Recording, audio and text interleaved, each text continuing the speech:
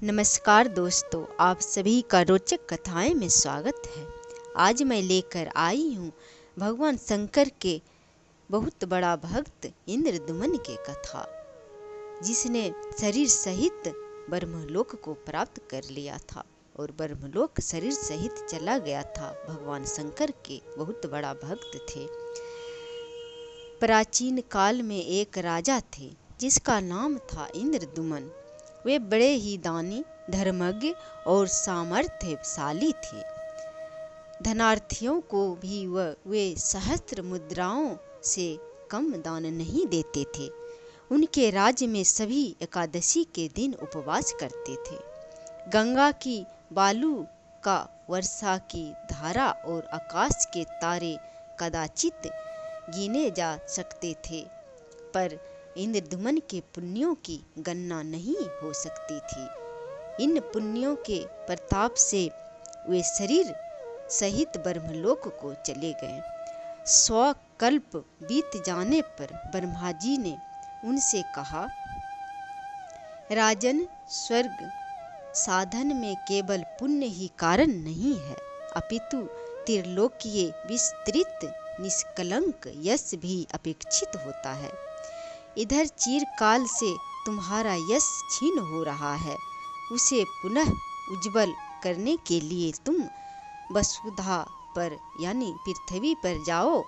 और ब्रह्मा जी के ये शब्द समाप्त भी न हो पाए थे कि राजा इंद्रदुमन अपने को पृथ्वी पर पाया।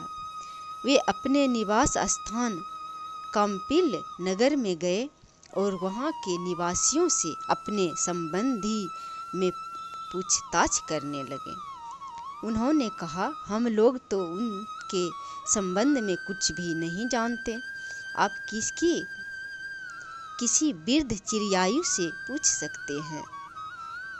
सुनते हैं नैमिषारण्य में सप्त कल्पांत जीवी मार्कंडेय जी मुनि रहते हैं। कृपया आप उन्हीं से इस प्राचीन बात का पता लगाइए। जब राजा ने मार्कंडेय जी से प्रणाम करके पूछा कि मुनि, क्या आप राजा इंद्रदुमन को जानते हैं? तब उन्होंने कहा, नहीं, मैं तो नहीं जानता, पर मेरा मित्र नाड़ी जंघवक शायद इसे जानता हो, इसलिए चलो उसे पूछा जाए। नाड़ी जंघवक ने अपनी बड़ी विस्तृत कथा सुनाई और साथ ही अपनी असमर्थता प्रकट करने अपने से भी अति दीर्घायु प्रकार कर्म उल्लूक के पास चलने की अनुमति दी। पर उसी प्रकार सभी अपने को असमर्थ बतलाते हुए चिड़ियायु, गिरधराज और मानसरोवर में रहने वाले कच्छप मंथर के पास पहुँचे। मंथर ने इंद्रदुमन को देखते ही पहचान लिया और कहा कि आप लोग में जो यह 5वें राजा इंद्रदुमन है, इसे देखकर मुझे बड़ा भय लगता है, क्योंकि इसी के यज्ञ में मेरी पीठ पृथ्वी की उष्णता से जल गई है। अब राजा की कीर्ति तो प्रतिष्ठित हो गई, पर उसने क्षयिष्णु स्वर्ग में जाना ठीक न समझा और मोक्ष साधन की जिज्ञासा की। ये तरफ मंथर ने लोमस जी के पास चलना श्रेयस्कर बतलाया। लोमस जी के पास पहुंचकर यथाविधि प्रणाम आदि करने के पश्चात मंथर ने निवेदन किया कि इंद्रदुमन कुछ प्रश्न करना चाहते हैं। महिष लोमस की आज्ञा लेने के पश्चात इंद्रदुमन कहा, महाराज, मेरा प्रथम प्रश्न तो यह है कि आप कभी कुटिया न बनाकर शीत, आतप तथा वृष्टि से बचने के लिए केवल एक मुट्ठी तृण ही क्यों लिए रहते हैं? मुनि ने कहा, राजन, एक दिन मरना अवश्य है, फिर शरीर का निश्चित नाश जानते हुए भी हम घर किसके लिए बनाएं? यौवन, धन तथा जीवन ये सभी चले जाने वाले हैं। ऐसी दशा में दान ही सर्वोत्तम भवन है। इंद्रदुमन पूछा, मुनि, यह आयु आपको दान के परिणाम में मिली है अथवा तपस्या के प्रभाव से मैं यह जानना चाहता हूँ। लोमस जी ने कहा, राजन, मैं पूर्व काल में एक दरिद्र क्षुद्र था।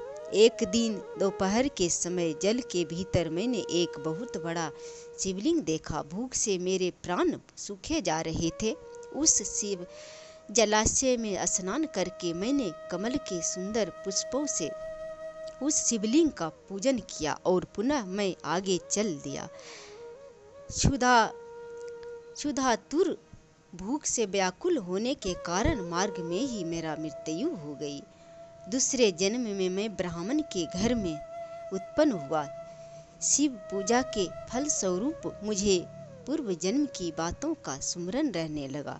मैंने जानबूझकर मूर्खता धारण कर ली।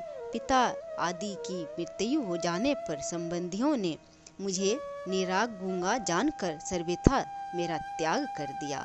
अब मैं रात दिन भगवान शंकर की आराधना करने लगा। इस प्रकार 100 वर्ष बीत गए। प्रभु चंद्रशेखर ने मुझे प्रत्यक्ष दर्शन दिया और मुझे इतनी दीर्घायु दी। यह जानकर इंद्र, दुमन, बक, कच्छप, गिद्ध और उल्लूक ने भी लोमस जी से शिव दीक्षा ली और तप करके मोक्ष को प्राप्त किया। जो भगवान शंकर के भक्त सबसे बहुत बड़ा भक्त था, लेकिन दान पुण्य और पूजा करने से वो शरीर सहित ब्रह्मलोक तो चला गया, किंतु पुण्य क्षीण होने के बाद पृथ्वी पर फिर आना पड़ा।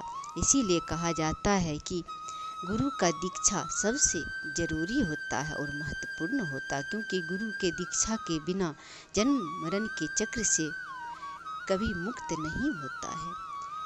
गुरु के दीक्षा पाकर मनुष्य हर बंधन से मुक्त हो जाता है। उसे कभी पृथ्वी पर आना नहीं पड़ता, उसे जन्म मरण के चक्र में भटकना नहीं पड़ता है।